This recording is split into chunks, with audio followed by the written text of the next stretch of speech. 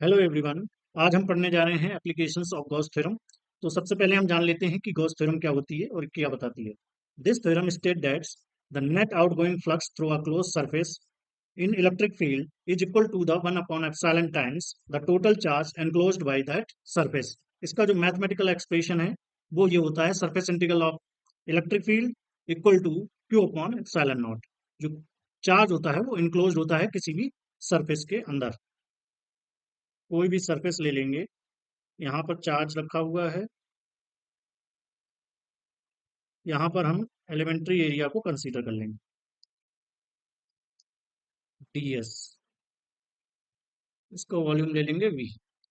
तो इसके अंदर जो चार्ज एनक्लोज्ड होता है उसका 1 अपॉन एप्सिलॉन टाइम्स इक्वल होता है आउटगोइंग इलेक्ट्रिक फ्लक्स के। तो पहला एप्लीकेशन है इसका, वो है use Gauss theorem to find the electric field due to the charge spherical shell. पहले इसके इंटरनल पॉइंट पे निकालना है, फिर सरफेस पे निकालना है, फिर हमें एक्सटर्नल पॉइंट पे निकालना है कंडक्टिंग बॉडी के। तो सबसे पहले हम इसके इंटरनल पॉइंट पे कैलकुलेट करेंगे। एट इंटरनल पॉइंट एक स्पेरिकल शेल कंसीडर कर लेंगे।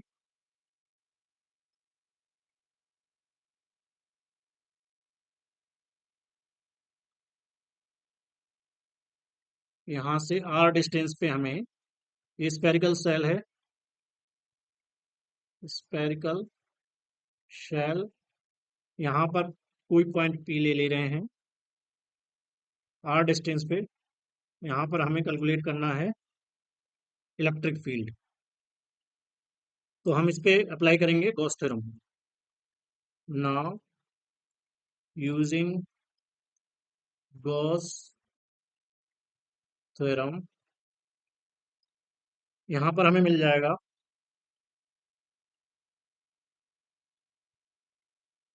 Surface integral of electric field equal to 1 upon epsilon naught और total charge enclosed by the body.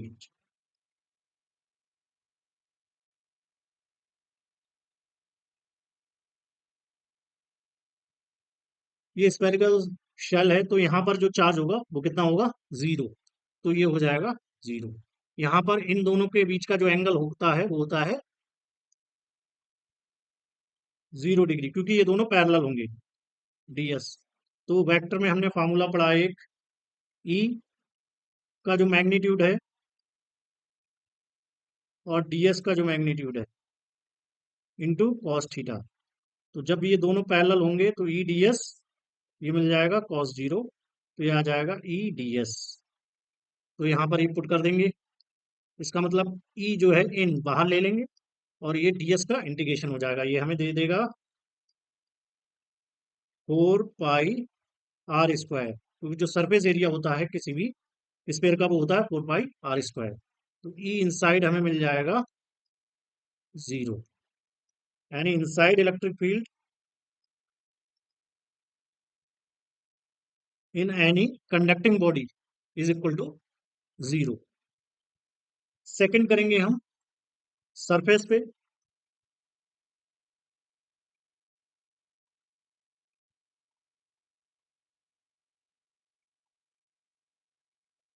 At surface,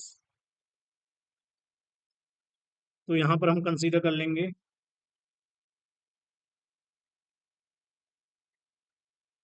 charge Q रखा हुआ है और ये है आर डिस्टेंस पे। तो यहाँ पर गॉस थ्योरम को अप्लाई करेंगे हम। E surface d s equal to total charge enclosed upon epsilon times. तो ये हमें दे देगा ई एस, और ये हो जाएगा surface integral of d s q upon epsilon naught. ये मिल जाएगा हमें 4 pi r square Q upon epsilon naught. तो ई सरफेस हमें मिल जाएगा यहाँ से, electric field as surface 1/4 pi epsilon naught Q upon r square. ये मिल जाएगा।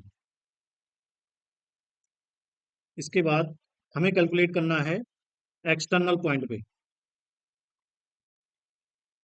Eight external point. तो ये हमारा स्फीयर है।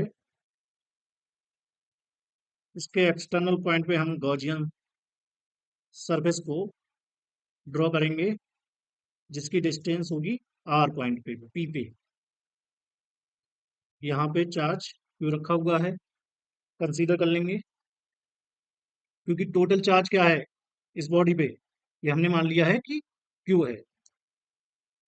तो इस पे हमें निकालना है इलेक्ट्रिक फील्ड। तो यहाँ पर गॉस थ्योरम को अप्लाई करेंगे।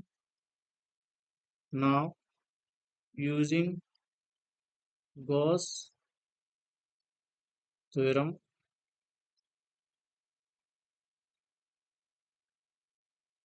Surface integral of EDS equal to q upon epsilon naught. यहाँ पर ई को बाहर ले लेंगे, ई आउटसाइड है, ये हमें दे देगा सरफेस एरिया। तो यहाँ से हमें ई आउट मिल जाएगा,